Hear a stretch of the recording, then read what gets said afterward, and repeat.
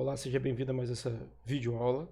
Essa é a videoaula da disciplina de Arquitetura de Computadores do curso de Engenharia de Controle de Automação do IFES Campo Serra, durante esse período de pandemia, né? Ah, Nessa aula a gente vai entrar num assunto novo, a gente vai construir um conjunto de CPUs. A gente vai trabalhar criando 3 CPUs ARM. Nosso objetivo é entender como que a linguagem de máquina orienta e define a criação da microarquitetura e como se processa, vamos dizer assim, a mecânica da execução da instrução. Para isso nós vamos usar os slides ah, do autor do livro base do curso, né? Que é o livro Digital Design and Computer Architecture. ARM Edition é uma versão ainda que não tem tradução em português. Existe uma versão desse livro anterior disponível na biblioteca, que é baseado no processador MIPS, mas a edição de 2015 é baseada na arquitetura ARM, né? Uh, então, vamos ver. Bom, uh, nesse capítulo 7, nessa sequência de vídeos que a gente vai fazer, dessas aulas, a gente vai começar a discutir como é que a gente analisa desempenho de um processador.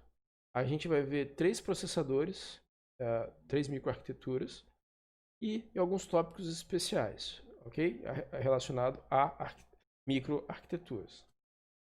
Bom, o que é microarquitetura? Como a gente viu em algumas aulas presenciais, a microarquitetura é a implementação da arquitetura.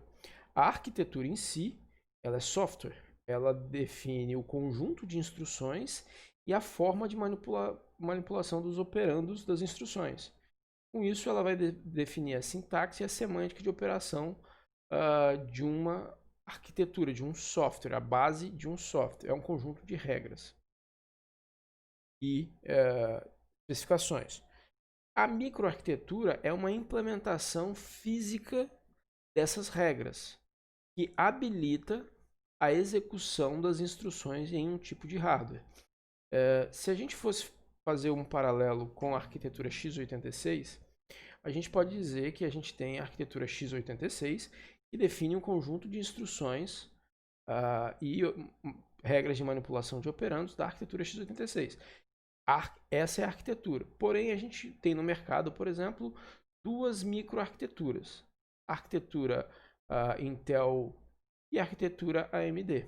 São implementações totalmente independentes que respeitam, são microarquiteturas totalmente diferentes, com características diferentes, que implementam a arquitetura x86. E com isso você consegue, em ambas as microarquiteturas, em ambas as implementações, executar o mesmo software. Então, a arquitetura define que software a microarquitetura é capaz de executar, ok?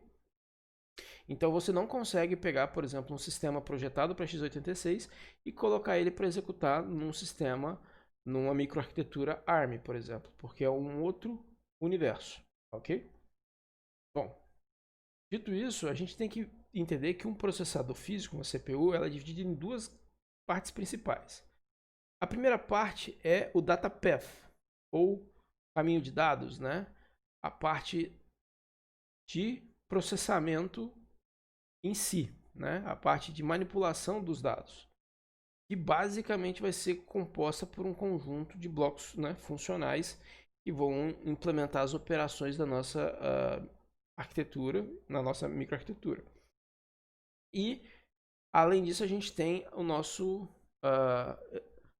a nossa parte de controle, que vai orquestrar o data path, o plano de dados, para executar as operações.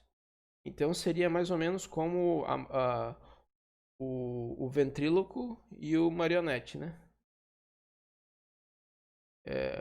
O ventríloco opera, né, por meio daquela cruzetinha lá, o Marionette, que seria o plano de dados e executaria as ações de fato. Ok? Bom, então a gente está nesse nível de microarquitetura aqui, certo? A gente já falou sobre arquitetura e a gente já falou sobre blocos de construção. Então agora a gente vai organizar blocos que a gente viu em implementações na microarquitetura que vão permitir a execução do nosso software. Beleza? Bom, vamos ver aqui 3 tipos de implementações em microarquitetura. A nossa arquitetura vai ser implementada num processador de ciclo único, ok? Onde cada instrução executa em um único ciclo. Okay? A gente vai falar um pouco mais sobre isso. Depois a gente vai ver uma arquitetura de ciclo múltiplo, né? Multiciclo. E depois a gente vai ver uma arquitetura pipelined, né? Uma arquitetura em múltiplos estágios. Okay? Bom, para a gente poder comparar essas microarquiteturas, a gente vai criar esse critério de análise de desempenho. A gente avalia sempre um processador e parte da comparação dele, o ponto fundamental é o tempo de execução. Né? Então, se eu tenho um conjunto eu tenho um programa para executar, esse programa vai ser um conjunto, né, um batch lá de instruções. Se eu pego essas instruções e entrego para diferentes microarquiteturas, o que vai diferir do meu ponto de vista como primordial é o tempo de execução desse conjunto de instruções. Então, o tempo de execução ele é igual ao número de instruções, ok? Vezes quantos ciclos eu gasto por instrução, né? A gente pode escrever dessa forma aqui também, ó. Eu vou reescrever aqui em cima, ó. Tempo de execução é igual ao número de instruções, vou chamar aqui de N, vezes o CPI, clocks por instrução, que é quantos ciclos por instruções, quantos clocks eu gasto para executar uma instrução, vezes o tempo do clock. Aqui, tempo de execução. Então, basicamente, ó, a gente tem essa fórmula. Qualquer processador a gente consegue chegar a isso. Agora, a dificuldade nossa é separar esse parâmetro aqui do número de ciclos por instruções. Né? Ok? E os principais desafios e limitações que a gente tem para minimizar o tempo de execução estão relacionados ao custo, né? E o custo está intimamente ligado à área, ao tamanho do hardware. Né? Quanto maior o hardware, mais caro ele é. Isso também está ligado ao consumo. Né? A gente viu que a energia dinâmica de um processador ela é proporcional à tensão de operação dele vezes o quadrado da frequência. Então, quanto maior for o tempo de clock, por exemplo, maior vai ser o consumo. Quanto maior for a tensão nominal lá de alimentação do processador, maior vai ser o consumo. Então, o tempo de clock, né, ele está intimamente ligado à frequência, né? Sabe, o tempo de clock é o período, né, sobre a frequência. E o próprio desempenho, que é essa métrica que a gente está vendo aqui, que vai ser o tempo de execução. Ok? Então, sempre a gente vai analisar um hardware olhando esses 3 aspectos: custo, consumo de energia e desempenho. Desempenho a nível de tempo de execução. Ok? Bom, o processador que a gente vai implementar nessa parte do curso aqui é o processador de clock único. O que significa isso? Um processador de clock único, ele pode ser dividido no máximo em 2 estágios. Né? Se a gente pensar que vamos pegar um clock aqui, ó, Esse aqui foi um clock, um período de clock. A gente sabe que tratar digitalmente estados nas regiões planas aqui é complexo, né? Devido a vários fatores. E o que se faz geralmente é gatilhar os eventos em função da subida e da descida do clock. Então, em um período de clock, a gente pode no máximo, tratar dois estágios, né? O estágio de subida, eu posso fazer um conjunto de coisas na subida e um conjunto de coisas na descida do clock, ok? Mas no exemplo que a gente vai fazer, a gente vai focar principalmente na subida do clock, beleza? Então a gente vai tratar tudo como o processador monociclo, processador de ciclo único, ele vai simplesmente entregar uma instrução executada por clock. Bateu o clock, uma instrução é completada, é finalizada.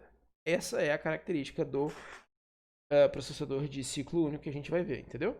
Então a vazão dele vai ser sempre de uma instrução por clock, ok?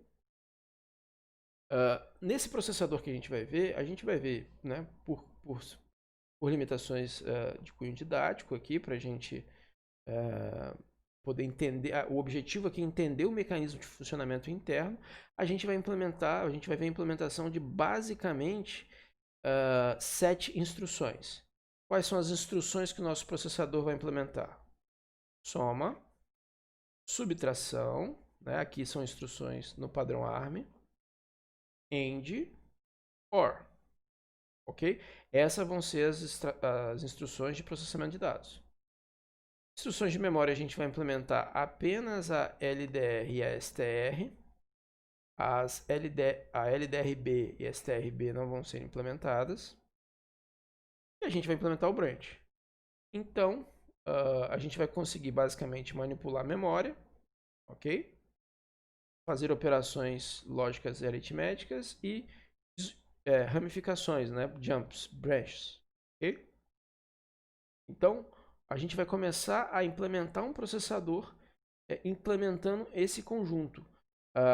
A restrição que o ARM coloca, né, de homogeneidade de tipos de instruções, né, a gente viu 3 tipos de instruções basicamente: processamento de dados, de instrução de memória e de branch, simplifica a construção do processador, como a gente vai ver.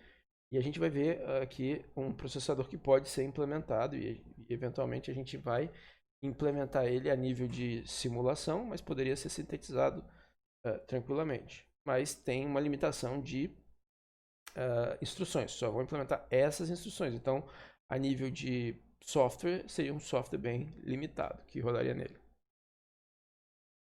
Bom, para isso a gente vai definir os elementos arquiteturais. O que são elementos arquiteturais? São blocos fundamentais para a arquitetura. Então,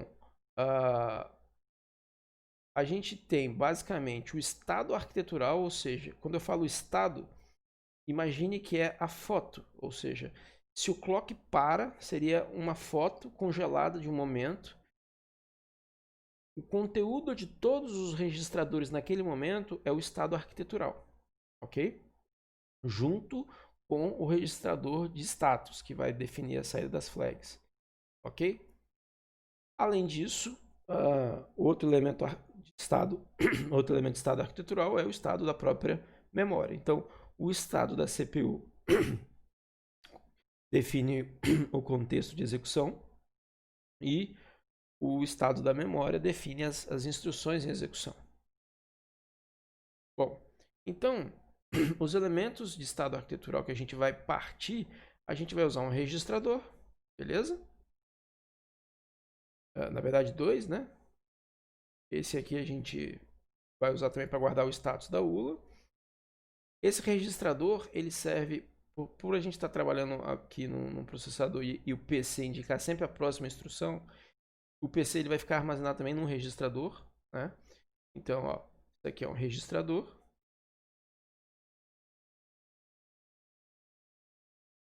Isso e isso.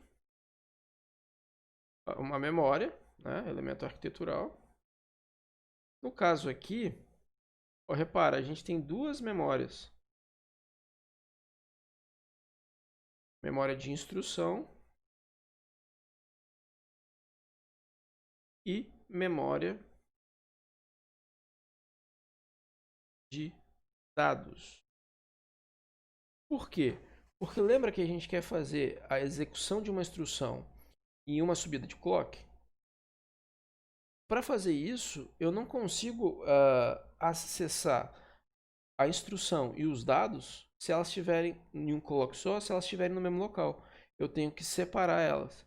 Então, nesse caso, eu tenho a leitura da instrução acontecendo concomitantemente à leitura dos dados. Então, nesse caso, eu tenho duas memórias fisicamente separadas, ok?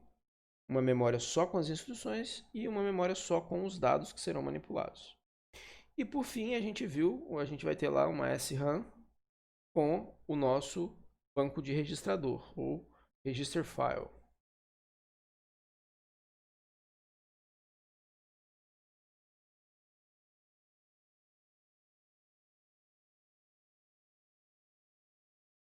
Beleza? Arquiteturais, está escrito aqui, beleza? Partindo desses elementos, a gente vai construir o nosso processador. Então a gente viu esses blocos, né? A gente viu, aqui são memórias RAM, ok?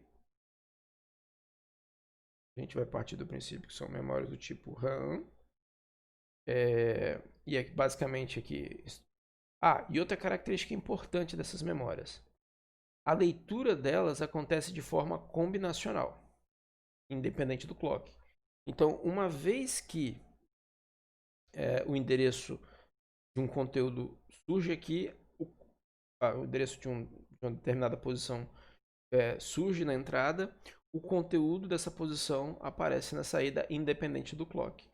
Na escrita, que a gente vai utilizar o clock e um habilitador de escrita para efetivar a atualização na memória. Leituras são sempre combinacionais, ok? Por isso que aqui também eu tenho o clock. Então, quando eu quero ler o banco de registrador também, é feito de forma combinacional. Na próxima aula, a gente vai entrar em detalhes do plano de dados. E depois no plano de controle para a gente analisando o desempenho, ok? E no final desse ciclo de vídeos a gente vai entender como é que a gente constrói, né, vamos dizer assim, a gente vai entender o mecanismo de associação entre a instrução de máquina e a microarquitetura, ok? Te vejo no próximo vídeo e até breve.